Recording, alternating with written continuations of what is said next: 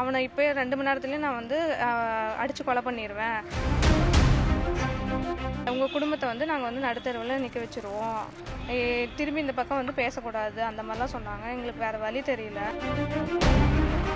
என் பையனை கொண்டாலும் கொள்வோம், உங்கள் பிள்ளை கூட நாங்கள் கல்யாணம் பண்ணி வைக்க மாட்டோம். 4 வருஷமாக நடந்துருக்குது, உங்களுக்கு ஒன்றுமே தெரியாதா, உன் பிள்ளை நீ அடக்க வைக்க மாட்டியா அப்படின்னு எங்களை கேட்குறாங்க. அவங்க எங்களோட ஸ்டேட்டஸ் பார்க்குறாங்க. அவங்க கவுன்சிலராக இருக்கிறனால எங்கள் ஸ்டேட்டஸ் பார்க்குறாங்க.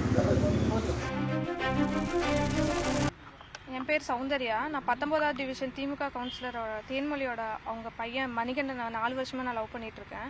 இப்போ கரெக்டாக ரெஜிஸ்டர் மேரேஜ் போகிறப்போ அவங்க வீட்டுக்கு தெரிஞ்சவொன்னே அவங்க வீட்டில் வந்து அவனை ஹவுஸ் அரெஸ்ட் பண்ணிவிட்டு அவனை வந்து வெளியவே காமிக்க மாட்டேங்கிறாங்க. அவனை ரீச் பண்ணவும் முடியல என்னால்.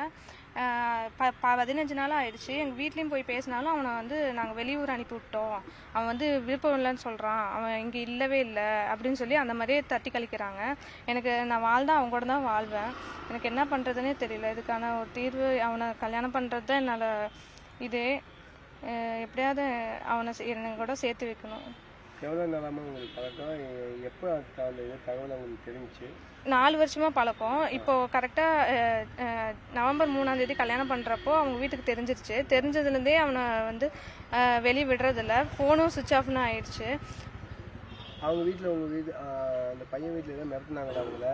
ஆமாம், மிரட்டினாங்க. நாங்கள் வீட்டுக்கு போய் பேசுகிறப்போ அவங்க வந்து அவனை இப்போ 2 மணி நேரத்துலேயே நான் வந்து அடித்து கொலை பண்ணிடுவேன், உங்கள் குடும்பத்தை வந்து நாங்கள் வந்து நடுத்தருவில் நிற்க வச்சுருவோம், திரும்பி இந்த பக்கம் வந்து பேசக்கூடாது அந்த மாதிரிலாம் சொன்னாங்க. எங்களுக்கு வேறு வழி தெரியல. அதனால தான் இங்கே வந்து கம்ப்ளைண்ட் கொடுத்தோம்.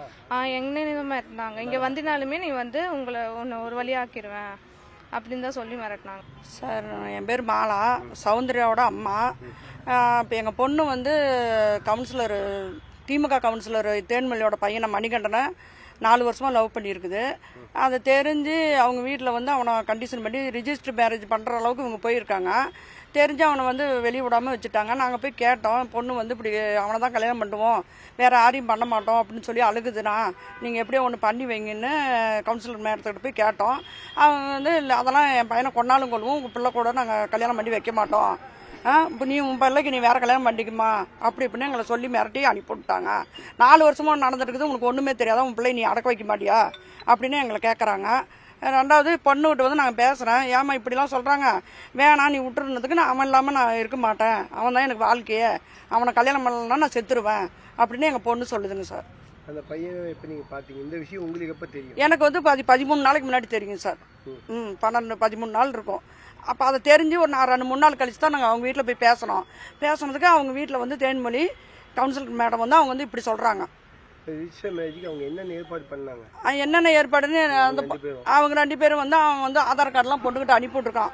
வீட்டுக்கு தெரியாமல் நம்ம பண்ணிக்கலாம், வீட்டில் சொல்லி பார்த்தேன் அவங்க ஒத்துக்கல, நம்ம தெரியாமல் போய் பண்ணிக்கலாம்னு சொல்லி 3ஆம் தேதி வரையுமே அவங்கள்ட்ட ஃபோன், 2ஆம் தேதி நைட்டு வரையுமே ஃபோன் பேசியிருக்கான். 3ஆம் தேதியிலேருந்து ஃபோன் எடுக்கல, சுவிட்ச் ஆஃப்னு வந்துருச்சுங்க சார்.